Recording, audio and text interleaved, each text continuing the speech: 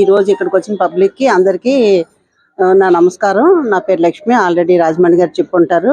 Commissioner గారు ఇది joint team కింద మమ్మల్ని రాజమండ్రి గారిని ఇన్వాల్వ్ చేశారు. ఈ ప్రోగ్రాం ఏంటంటే పచ్చదనం కోరుకుందాం అని కమిషనర్ గారు ఎయిమ్ అన్నమాట. ఇది మన ఒక్క వీధి కాదు, ఒక్క వార్డు కాదు, ఒక్క జోను కాదు, మొత్తం ఎంటైర్ సిటీ అంతా కూడా ఈ ప్రోగ్రామ్ని కండక్ట్ చేయమన్నారు. ఈ ప్రోగ్రామ్ కండక్ట్ చేయాలంటే మా ఒక్కరితో సరిపదు, అందరూ కూడా పబ్లిక్ అంతా కూడా మాకు సపోర్ట్ చేస్తేనే మేము చేయగలం.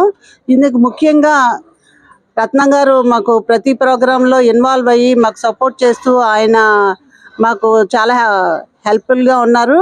అంతేకాకుండా సిటీజీ గ్రూప్ వాళ్ళు కూడా ఇన్వాల్వ్ అవుతున్నారు. దయచేసి ఈ ప్రోగ్రామ్కి మాతో పాటు మీరు కూడా ఇన్వాల్వ్ అయ్యి సపోర్ట్ చేస్తారని కోరుకుంటున్నాను. Thank you. సిటీ అంతా కూడా మీకు, ఎందుకంటే మీరు రెగ్యులర్గా ప్రాక్టీస్ చేస్తున్న చోట వీళ్ళు ఎన్నో సంవత్సరాల నుంచి చేస్తున్నారు. అలాగే రకరకాల మొక్కలు ప్రాక్టీస్ చేస్తారు. అలాగే చాలా మందికి ఆల్రెడీ గైడెన్స్ ఇచ్చున్నారు కాబట్టి ఎక్స్పోజర్ ఉంటుంది. ఎక్కడ మెలకువలు కానీ ఏదైనా ప్రాబ్లం వస్తే ఎలా సాల్వ్ చేయాలి ఇవన్నీ ఉంటాయి. కాబట్టి వీళ్ళందరి గైడెన్స్ని కూడా మేము లైన్అప్ చేయాలని చెప్పి ప్లాన్ చేస్తాం. అప్పుడు మీకు కూడా ఉపయోగపడేలాగా, అంటే అది మీకు హాబీగా ఉంటుంది. అలాగే మీకు సంబంధించిన కాయగూరలు ఇవి ఉపయోగించుకోవడానికి ఉపయోగపడుతుంది. సో ఈ టెర్రస్ గార్డెన్ అనే దాన్ని మనం ఎంకరేజ్ చేస్తాం. సో విశాఖపట్నంలో అన్ని వార్డుల్లో కూడా అవకాశం ఉన్నంత వరకు ఎక్కువ మందిని టెర్రస్ గార్డెన్కి ఎంకరేజ్ చేయాలి అనేది ప్రయత్నం.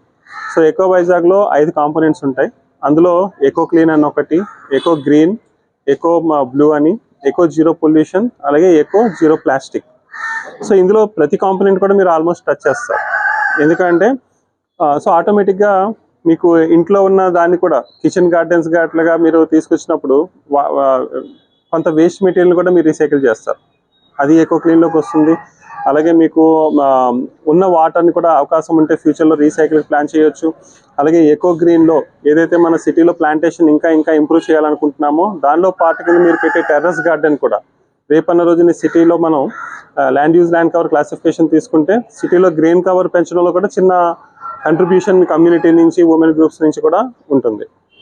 సో అలాగే మనకి నేషనల్ క్లీన్ ఎయిర్ ప్రోగ్రామ్ కూడా మనం ఇంప్లిమెంట్ చేస్తున్నాం. నేషనల్ క్లీన్ ఎయిర్ ప్రోగ్రామ్ ఏంటంటే ఈ సిటీలో ఎయిర్ పొల్యూషన్ లెవెల్స్ని తగ్గించాలి. ముఖ్యంగా పార్టికులేట్ మ్యాటర్ని 20 to 30% తగ్గించాలి.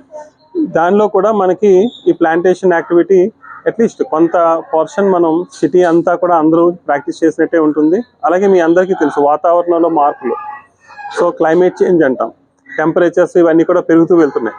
సో ఇలాంటి పరిస్థితుల్లో ఎప్పుడైతే టెర్రస్ గార్డెన్ ఉంటుందో సో కొంతవరకు హీట్ ఎక్కకుండా కూడా మనం ప్రయత్నించిన వాళ్ళు అవుతాం. ముఖ్యంగా తీగలు అవి, దాంతోపాటు ఫుడ్ అంటే వెజిటేబుల్స్ కానీ లేకపోతే మెడిసినల్ ప్లాంట్స్ కానీ ఇలాంటివన్నీ మీరు పెంచినట్టయితే సో మీ అందరి ఇళ్లలో కూడా మీరు టెర్రస్ గార్డెన్ ప్రాక్టీస్ చేసి అది మీకు ఒక హాబీగా పెట్టుకుంటే అది జీవీఎంసీకి మన సిటీకి ఉపయోగపడుతుంది. అలాగే మీరు చేసి మీ చుట్టుపక్కల ఉన్న వాళ్ళందరినీ కూడా ఎక్కువ మందిని ఎంకరేజ్ చేయాలని చెప్పి మిమ్మల్ని కోరుకుంటున్నాం. లేకపోతే ఇంకా అదర ఉపాధి ఇవ్వడం కాకుండా సో ఇది కూడా ఒక ఇంటికి మెయిన్ ఒక కన్స్ట్రక్షన్గా కరెక్ట్గా చెప్పాలి అంటే లేడీస్ చేసినట్టు ఇంటిని మేనేజ్ చేయడం జెంట్స్ వల్ల కాదు. ఎందుకంటే ఒక 10,000 రూపాయలు ఇచ్చి హస్బెండ్కి మేనేజ్ చేయమంటే చేతులు ఎత్తేస్తారు. అదే లేడీకి ఇస్తే చాలా బాగా చేస్తారు. అందు గురించే పొదుపు సంఘాల్లో 99.99% ఉమెనే ఉంటారు. అది ఎందుకంటే దాన్ని ఎలా ఇంటి అవసరాలకు వినియోగించుకోవాలి, ఎలా చేయాలి అన్నది. అందు గురించినే జీవీఎంసీ ఏంటంటే సెల్ఫ్ హెల్ప్ గ్రూప్లో ఉన్న ఉమెన్స్ అందరినీ కూడా ఒక తాటి మీదకి తీసుకొచ్చి ఇలాంటి కార్యక్రమాలన్నీ కూడా మనం చేయడానికి ముందుకొచ్చాం. సో ఇప్పుడు ఏంటంటే ఎకో వైజాగ్, ఎకో గ్రీన్ ఇదంతా పెద్ద సబ్జెక్టు, కానీ అదంతా మీరు బుర్రలోకి ఎక్కి.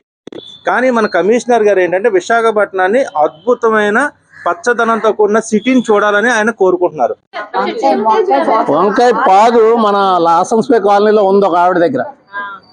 వంకాయ పాదు ఉందండి నా దగ్గర అంటే ఆవిడ దగ్గర ఉందని చాలా గొప్పగా ఫీల్ అయ్యి నేను వెళ్ళి చూసా.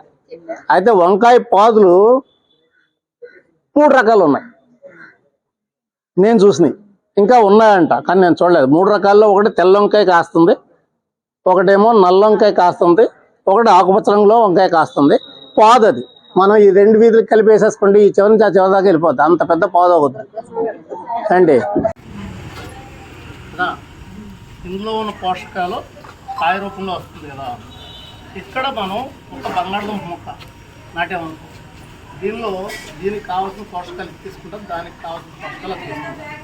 ఈ రెండు అయిపోయాక ఈ వెల్లుల్లి ఉంది కదా, ఈ వెల్లుల్లి ఉంది కదా, ఇది ఏం చేస్తామంటే ఒక్క దాంట్లో ఒకటే నాటుతాం. ఇందులో ఒక దుంప నాటుతున్నాం, ఒక కాయ నాటు, వెల్లుల్లి నాటు. వెల్లుల్లి ఏం చేస్తుంది, వెల్లుల్లి వచ్చేటప్పటికి ఏమవుతుందంటే ఏదైనా పురుగు వాలింది అనుకో దాన్ని ఇష్టపడదు వెల్లుల్లి మొక్క. అప్పుడు వెల్లుల్లి మొక్క రావాల్సింది ఏం చేస్తుంది, వెళ్ళిపోతుంది. లేదు అనుకుంటే మనం టమాటా మొక్కను పట్టుకొని నాశనం చేస్తాం. అలా నాశనం చేయకుండా ఉండటానికి ప్రతి దాంట్లో ఒక వెల్లుల్లి, ఒక చిన్న అల్లం కొమ్ము నాటామనుకో, ఆ రెండు కలిపి మనకి ఎక్కువ టమాటా పంట రావడానికి, టమాటా పురుగు పట్టకుండా ఉండడానికి ఉపయోగపడుతుంది. దీనికి నీళ్ళు వేయాలి కదా, మరి నీళ్ళు ఏం చేస్తారు,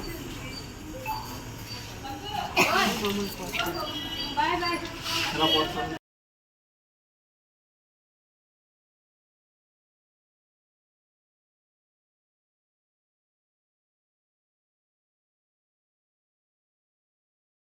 సబ్స్క్రైబ్ చేయండి.